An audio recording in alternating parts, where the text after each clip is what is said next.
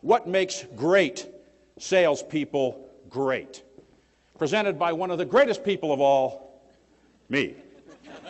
So at any rate, as we take a look at this, there are some things about the highway toward being a great salesperson. They understand that self-motivation is a necessity. Have you ever seen someone that says, you know, I'm going to hear one of those motivational speakers? I have a very simple philosophy about that. There's nothing worse than energizing incompetence. So if you came here today looking for somebody to motivate you, it ain't going to happen. There's an interesting book that was first written in 1908. The book was rewritten again in 1928. It was rewritten again from 28 until 1938. And this is one of the original books. It's called Think and Grow Rich. Has anyone ever heard of the book Think and Grow Rich? Napoleon Hill wrote this book. And Napoleon Hill grew up in Wise County, Virginia. Is anybody familiar with Wise County, Virginia? Does anyone know what's up there? Nothing. My wife lives in the next county from there originally, from Tazewell County. In fact, her daddy got picked up the other day for speeding. State trooper pulled him over and said, "Do you have any ID?" I said, "About what?"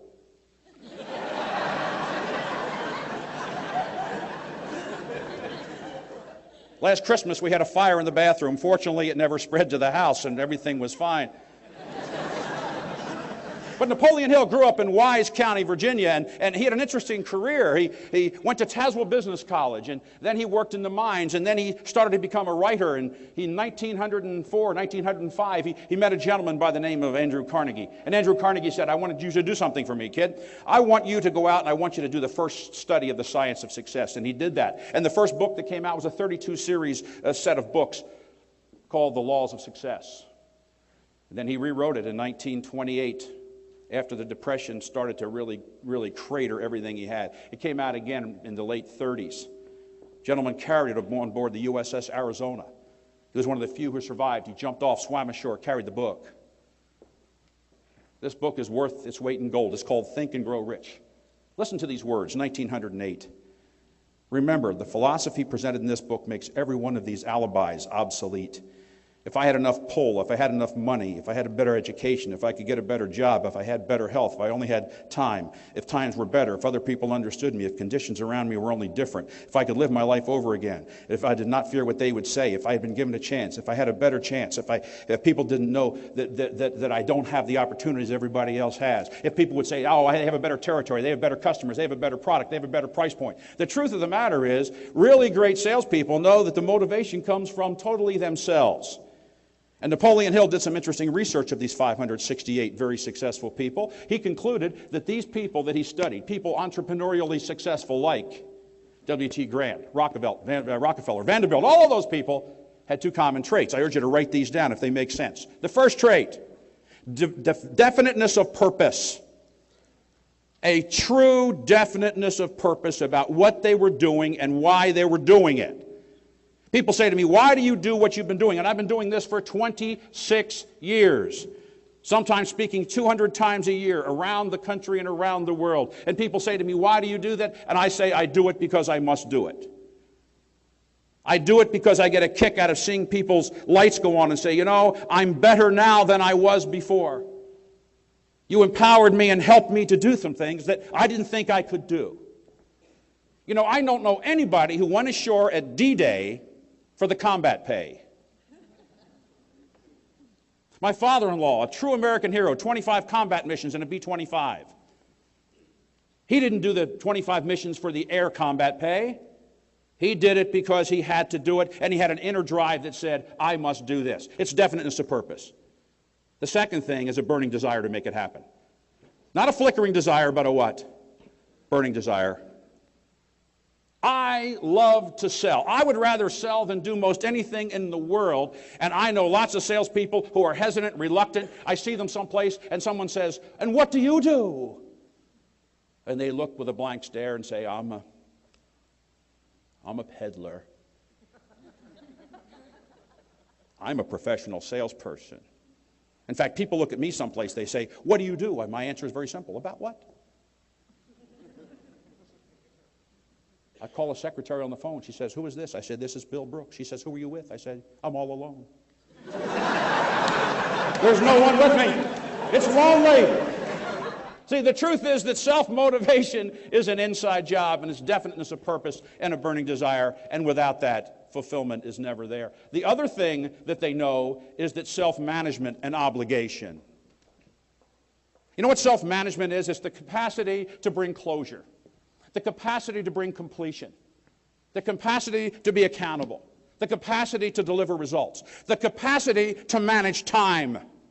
You see this watch? This is a marvelous watch. It's guaranteed for life. If it breaks, a mainspring comes out and slashes my wrist. I'm just glad I didn't get a pocket watch.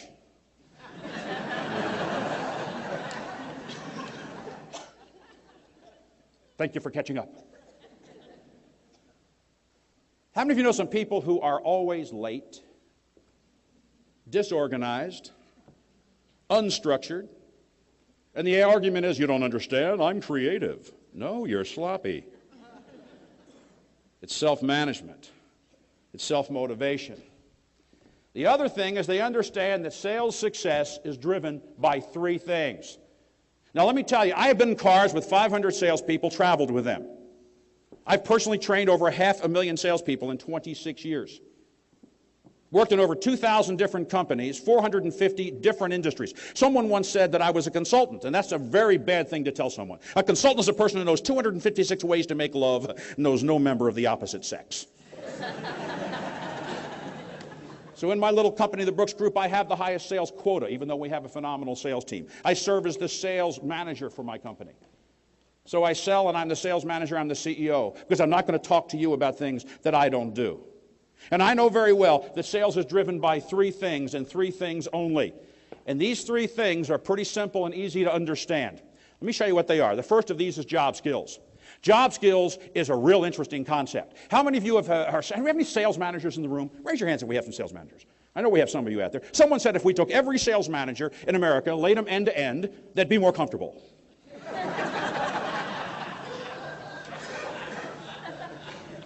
See, most people, the sales managers don't know what to do, so they run a contest, and do that. See, job skills are things like product knowledge, things like industry knowledge, things like knowing how to run the software, how to run the computer, something about SIC codes. Those are things that relate to the hard part of the job. Lots of our clients over the years have been held hostage by job skills. And lots of people think when they do sales training that they give people that information and it's sales training. The second part of this is what we call sales skills. Now, when I talk later about this, we're going to be talking about this in some detail. I am going to tell you that the state of sales in this world is very weak. For example, someone told you when you were a young child, you have the gift of gab, you ought to go into sales. No one ever said you had the gift of asking the right questions and then buttoning your lip and showing the right solution. How many of us in this large group of people have seen people sell something and buy it back? Prospecting skills, positioning skills, pre-call planning skills, value-added selling skills, questioning skills, feedback question skills, social proof skills, trial closing skills. All of those skills are part of it. But let me tell you the secret. The secret is the third part, the personal skills. The personal skills are things like listening and goal setting and goal direction and results orientation and the capacity to be a self-starter, the capacity to handle rejection. All of those things, and I'm going to tell you the real secret here, and the real secret is not that hard to understand. They understand what we call the sales success formula. And the sales success formula looks like this. Job skills plus sales skills times personal skills equals the sales success quotient. And the way it works is it kind of looks like this. You may want to write this down and think about this mentally or write your own skill numbers down. I'll give you an example. On a scale of 1 to 10, 10 being fantastic, 1 being really abysmally bad, like really bad, 5 being in the middle. Everybody with me? I would like you to rate your job skills. Your product knowledge, your industry experience, your knowledge of the stuff. Gary Hare, you're out there, give yourself a 10 plus, because I know you've been hanging around that industry for how many years? 30 years, and you look every day of it, brother. Gary's very much like me, a very young man with badly aging hair. Second part of this, your sales skills. And I want you to be really honest about this. I'm not talking about 20th century selling skills. I'm talking about 21st century selling skills, where you understand that needs-based selling, for example, is dead. Because people don't buy what they need. They buy what they want. There's more beer sold than Bibles. Why don't you tell people you're going to help them get what they want? And what they want varies from customer to customer, and we'll talk a little bit more about that later. And then your personal skills, your self-management, your motivation, your goal direction, your results orientation, your empathy, all the things that go with it. So let's take Bob Jones. Bob Jones gave himself a 10 and a 10 and a 5.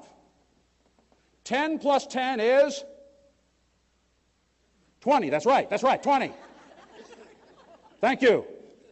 Times 5 is 100. Now, the next guy gave himself a 5 and a 5, but a 10. Who scores better? Listen to me. Personal skills are the multiplier of performance.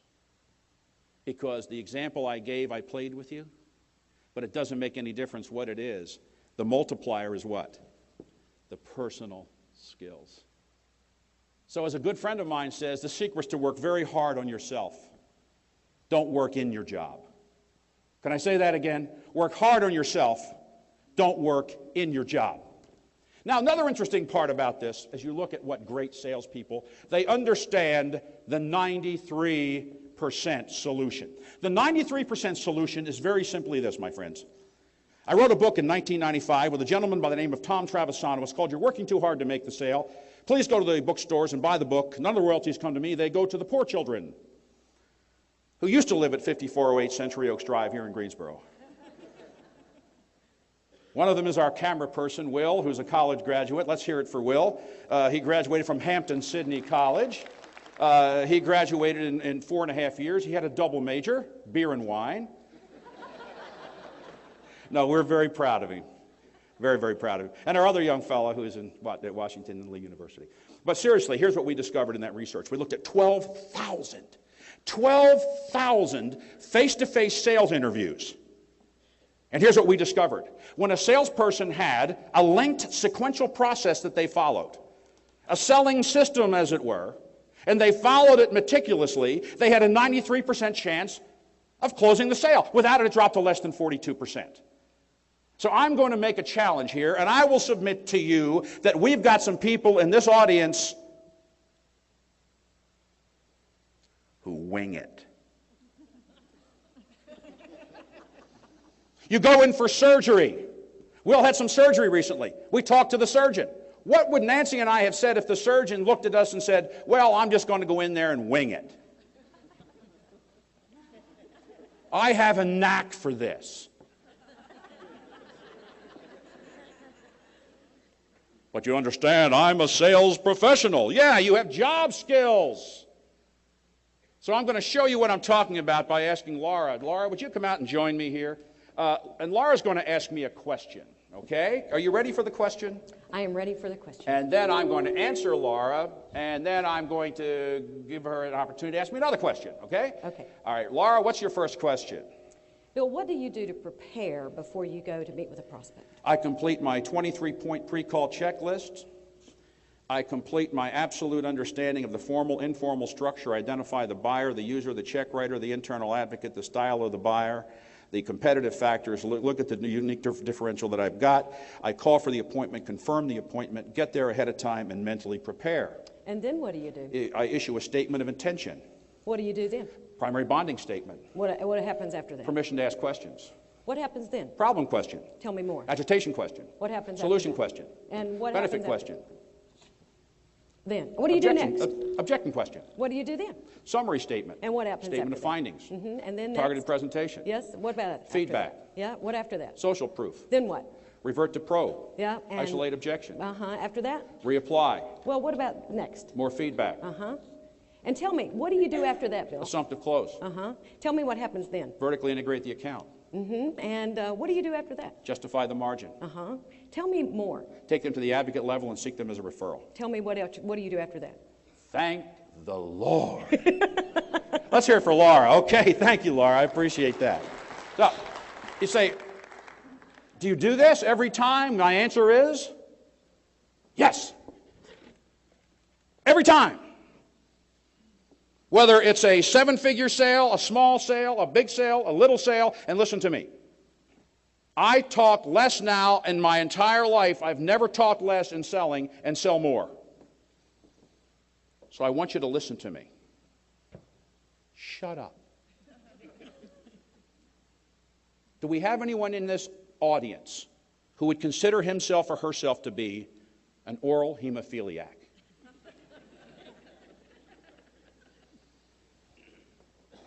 It's the process. It's the system. Another thing that makes them great is they understand what product knowledge is and isn't. If this makes sense, write this down. Product knowledge is not how much you know about your product. It's how good you are at accessing what you know and putting it in terms that are meaningful and relevant to that prospect based upon what they're trying to accomplish with that product or service. In fact, I will submit to you that there's a great chance that the more you know about your product, the more trouble you're in. What do you think? I know people who are having a romantic interlude with their product. And it's an X94 742K 815R, and I don't have to tell you what that means, do I? And the prospect looks back and doesn't want to be embarrassed, so he or she says, no. Write this down. A confused buyer buys nothing. In the research that we did, we discovered that the average sales presentation consists of 6 to 8 features or benefits. 24 hours later, the average prospect remembers one. In 39% of the cases, they remember that one incorrectly. And in 49% of the cases, they remember something that wasn't brought up at all.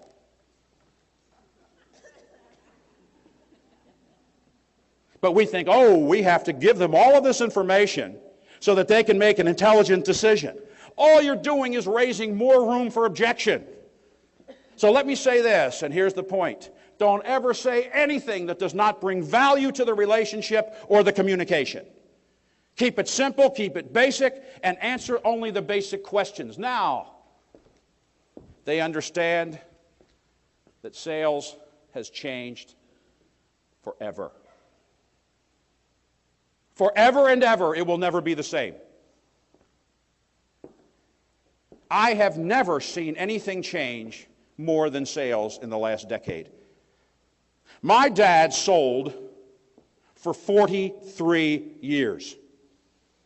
For 43 years, he was the #1 salesperson in his company, listen to this, every week for 43 consecutive years.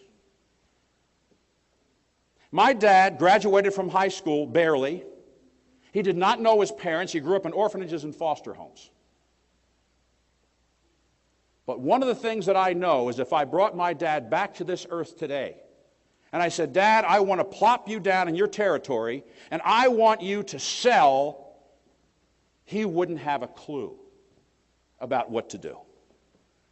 Unless you are working on it and not just in it. As the popular book says, the cheese has moved, and to make it worse, you can't find it. So let me share a couple of ideas with you about how sales has changed. First way that has changed. Sales, my friends, is all about positioning. It's all about tactical marketing. It's all about how you as a sales professional are positioned in your marketplace in opposition to, in comparison with, everyone else that sells the same products or service to you. Bottom line, you must be first foremost in the mind of your prospect. And Richard's going to be talking about that at great length. The second thing, and please remember this one. The secret to selling, and I'll talk about this later, is never in the selling. It's always in the prospecting. If someone were to say to me, if you've looked at these salespeople over the years, and you've observed them, you've watched them, you've seen who's successful and who's not successful, what's the greatest cause of failure in sales? I'll tell you what it is. Not having enough qualified prospects. The name of the game is how do you position yourself. The second part of this, the corollary to this, is that, listen to me, cold calling is stupid. We don't understand. That's how we do it. Well, I'm going to suggest to you that if you're going to have someone buy what it is that you sell, they have to have 5 common traits. Now, let me give you the 5 common traits. Number 1, they must have a need for your product and be aware of it. And you say, that's okay, I'm going to go create that awareness. Has anybody here ever done that? It's like trying to spit in the wind. All things being equal, when I come back in my next life, I want to own the blood franchise in an emergency room. They have a need for it, and they what? Look at this electric power. The second it's consumed, it has to be used again. Second characteristic, they have the authority and the ability to pay for it. So let me ask you a straightforward question. Raise your hand if you've been in front of someone who had all the authority and no ability. You're lying to me. How about all the authority and no ability? How about no authority and no ability? Why were you there? Because everybody's got to be someplace. And you go back to your sales manager and say, boy, we had a great meeting. They really liked us. You know what I say to my salespeople? What step of the sale are you in and what's next? And it's regimented. Third characteristic, they have a sense of urgency about the decision. You know what I know? I know that you or I or anybody in this room is never going to create any urgency for someone that's not there. Because it's a buyer's market. That's what's changed. You see, the truth of the matter is they're going to go down the street. So they better have that heartfelt sense of urgency. Next characteristic, there's a certain amount of trust between the two of you. You see, people don't buy from people they like. They buy from people they trust. And if you're someone who gets people to like you, I'll tell you what the way you sell is. You sell with low price, which means no margin. You're an approval seeker. And approval seekers have one thing in common. They have skinny kids.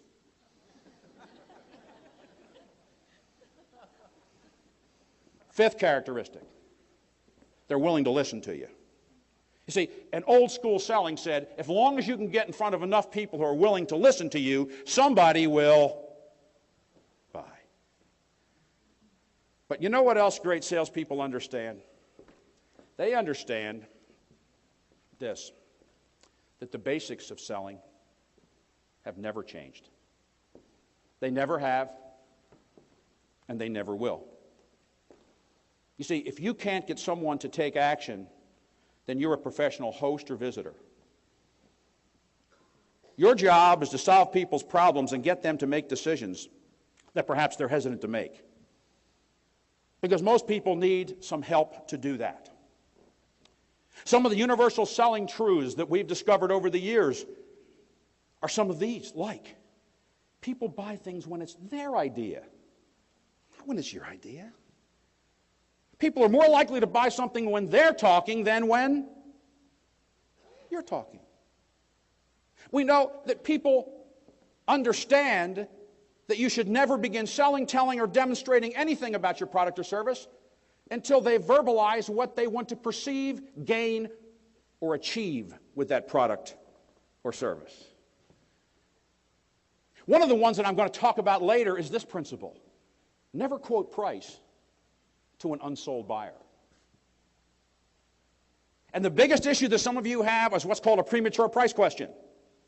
And you have to know how to deal with a premature price question. And as the economy continues to bumble and maybe take off a little bit, you're going to get more and more of these premature price questions.